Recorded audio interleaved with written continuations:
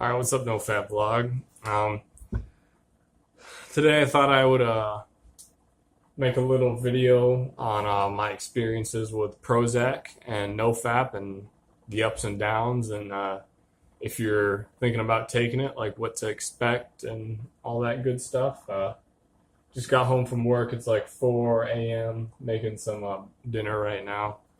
But yeah, anyways, let's get talking about this.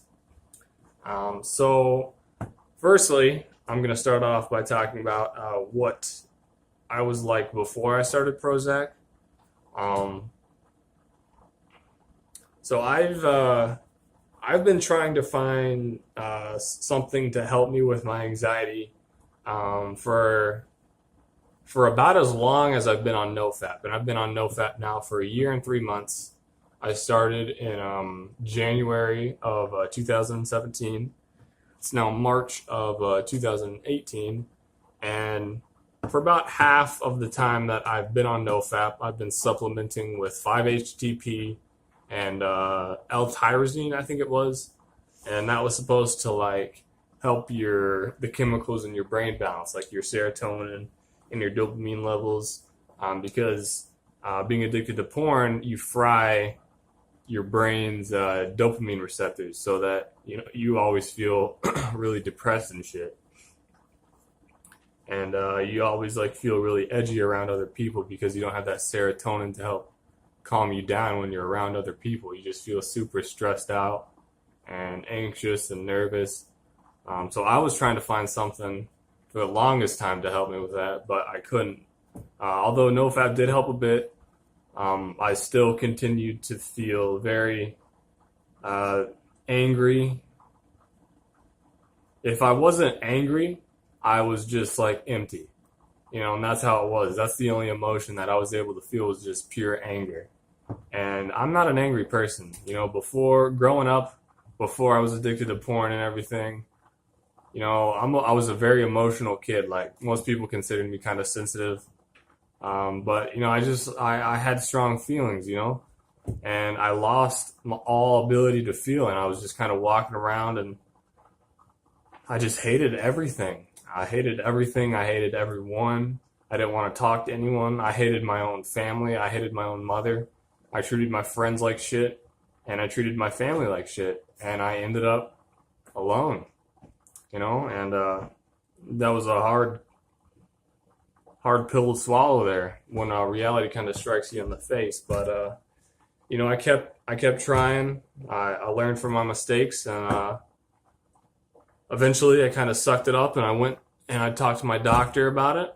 I said, doc, I haven't been feeling very good.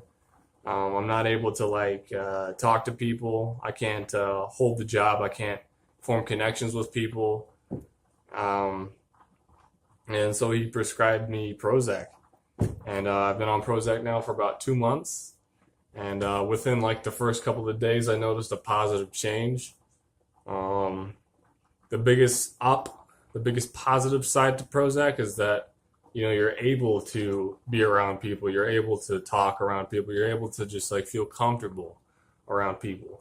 And that is the most important thing about Prozac, is that it helps you to communicate with others. Because in any situation in life, that's a crucial skill. You need to be socially intelligent. You can't just not deal with people. And that's the kind of mindset that I had before Prozac was, as long as I'm good at whatever I'm doing in life, I'll be okay. But that's not it at all. You need to learn how to build friendships, and you need to learn how to be sociable. And that's the only way you're going to make it in this world, is if you're sociable and you're open and you're honest with yourself. And that's where Prozac started to help me.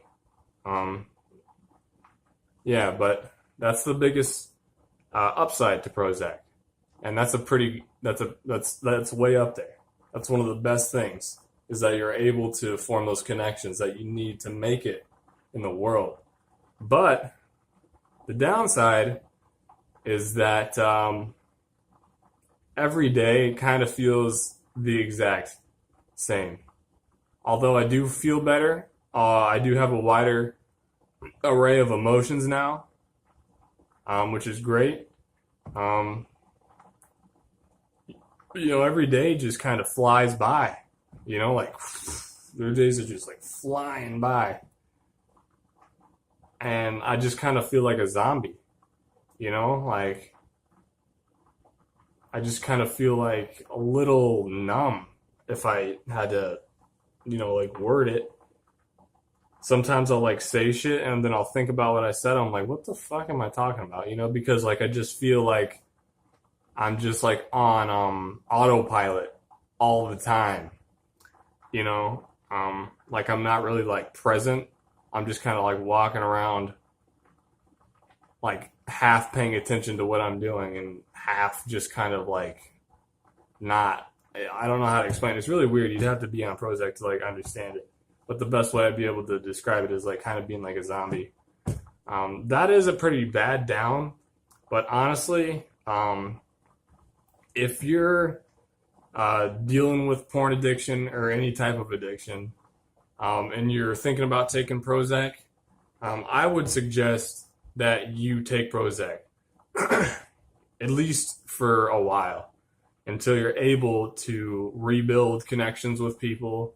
And yeah, like if you can't hold down your job or, you can't hold down your friendships or, your relationship with your spouse is rocky and everything in your life is going crazy and people are leaving your life left and right, I would suggest that you at least consider starting Prozac. But also after that, I think after you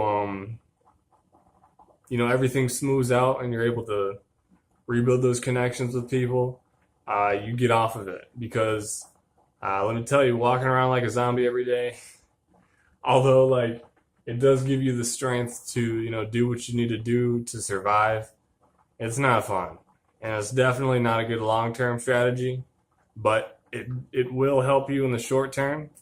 It's not like you're seeking out to feel better by like watching porn or anything like that. It's not like a quick solution like that.